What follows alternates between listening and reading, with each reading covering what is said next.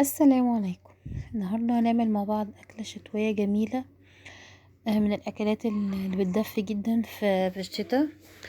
وممكن كمان نستخدمها يعني أو نحطها على سفرة رمضان السنة دي، بما ان رمضان جاي لنا في الشتا، فممكن نحطها من ضمن الوصفات اللي هنعملها لرمضان. بسيطة وسهلة وجميلة جدا. هنعمل مع بعض النهارده القلقاس بطريقة جميلة، وازاي نعمل السلق بتاعه ويبقى شكله جميل كده وطعمه أحلى وأحلى كمان، وهيبقى دايب كده وجميل معاكي.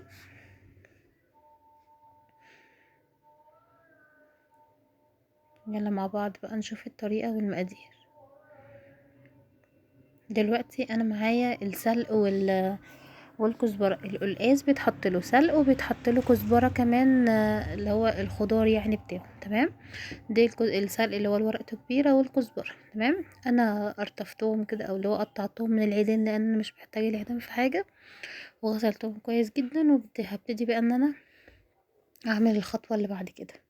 جايبة طاسة معايا، اللي هي طاسة اي طاسة عندنا عادي، حطيت فيها معلقة سمنة حلوة كده. وبعد كده هنزل بكمية السلق والكزبرة اللي عندي كلها، هحطهم في الطاسة كبيرة او صغيرة، هحطهم عادي. كده كده اصلا هيتبلوا لحد ما هيكشوا خالص، مش هيبقى نفس الكمية اللي احنا حطيناها في الاول. تمام. حطيت الكمية كلها اهي. دلوقتي منها هتتحمر ومنها هتدبل من الحرارة. كمان انا هجيب غطا دلوقتي اروح مغطية الطاسة بيه، عشان اللي هي تدبل كده وتكشف بعضها من البخار يعني وكده. تمام. زي ما انتم شايفين كده اهو، لسه والله ما كملت 5 دقايق، فتحت عليها لقيتها كشت وبقت زي الفل كده. هقعد بقى اقلب فيها كده رايح جاي، يعني كل شويه كده هي خلاص كشت، فهبتدي بقى انا اقلب فيها كل شويه. كل ما تتحمر من ناحيه اقلبها على الناحيه التانية، لحد ما توصل معانا ان انت تحسي انها يعني اغمقت كده خالص، بس هي مش اتحرقت ولا حاجه. لا، انا عايزه اوصلها للمرحله دي. بتدي طعم حلو للقلقاس، بتبقى جميلة وحلوة جدا يعني. احسن من ان احنا نضربها في الخلاط، او نضرب الخضرة والكلام ده في الخلاط ونصفيها ونحطها على القلقاس على طول. لا، دي بتدي طعم وبتدي تيست مختلف جدا عن الطريقة التانية. بس كل واحد على حسب راحته برضو، مفيش مشكلة. زي ما انتم شايفين كده، وصلت للمرحلة اللي عاملة ازاي.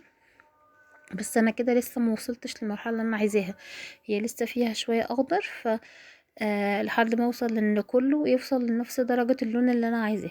تمام. هو حتى الماده الدهنيه هي شربتها، لو حسيتي انها نشفت او منك ممكن تزودي معلقه سمنه ولا حاجه. تمام.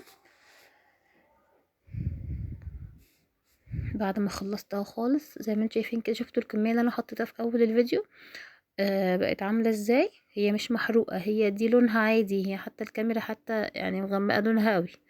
هي لونها كده. اول ما تحطيها في الخلاط او في الهاند بلندر هتلاقيها اخضرت تاني وبقت جميله جدا.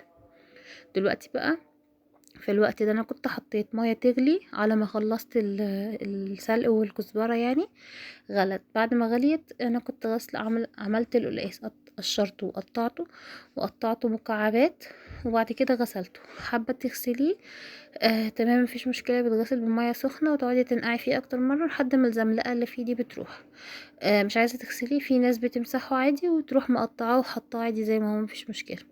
انا حطيت الميه بتاعتي، هخليه بقى يتسلق في الميه، وبعد كده هزود له معلقه ملح او على حسب الكميه يعني اللي هملح بيها. وبعد كده هنبتدي بقى ان احنا نجهز السلق عندنا لحد ما القلقاس يتظبط عندنا وكده. تمام. انا جبت بقى شفشق الخلاط، ممكن تحطيه في كوبايه او درة او اي حاجه وتضربيه بالهاند بلندر، ممكن الكبه، اي حاجه عندك تنفع، مفيش اي مشكله. تمام. نزلت كميه السلق والكزبره اللي عندي كان في الطاسه، حطيتهم في الخلاط. وبعد كده هنزل من ميه سلق القلقاس نفسها، هاخد كبشتين كده واروح ضربهم في الخلاط. زي ما انتم شايفين كده، ما شاء الله. شفتوا الخضار؟ ولا كأن هو كان لونه مسود كده ولا اي حاجه. جميل وسهل وحلو جدا جدا كمان. ممكن تعملي كمية وتشيليها في الفريزر لأي طبخة قلقاس. ممكن تعمليها تبقى سهلة وحلوة، وتطلعها من الفريزر تحطيها وهي مجمدة في القلقاس وهو بيتعمل. تمام.